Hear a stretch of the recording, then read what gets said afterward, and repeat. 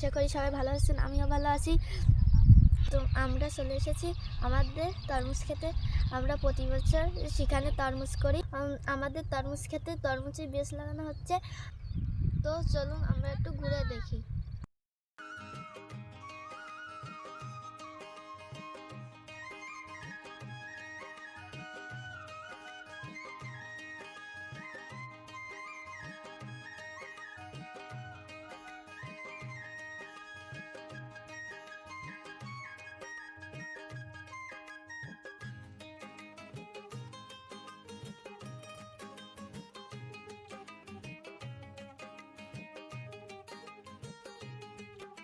তো এখানে বিচি বসানো হয়ে গেছে।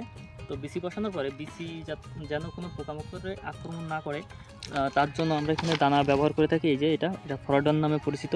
তো এই যে দেখতেই পাচ্ছেন, এটা ফরডন নামে পরিচিত। এটা আমরা অল্প অল্প কিছু দিয়ে যাব, যেন বাহির থেকে কোনো পোকা ভিতরে ঢুকে ওইটাকে আক্রমণ করতে না পারে। আর যদি আক্রমণ করে তাহলে বিচিটা নষ্ট হয়ে যাবে আর ওইখানে গাছটা উঠবে না। আর যেহেতু বিচিগুলোর অনেক দাম, সেহেতু অনেক সুন্দরভাবে এটাকে রক্ষণাবেক্ষণ করতে হয়।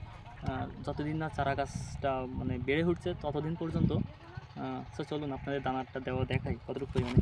তো আপনারা দেখতেই পাচ্ছেন আমার হাতে এতটুকু দানা আছে, ঠিক আছে? এতটুকু পরিমাণ দানা আপনারা ব্যবহার করবেন।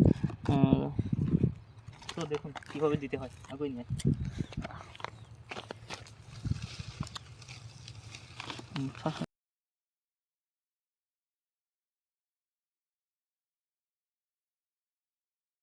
যে আমরা কীভাবে এই দানা সারটা ব্যবহার করি, এটা সার না, এটাকে কীটনাশক বলে।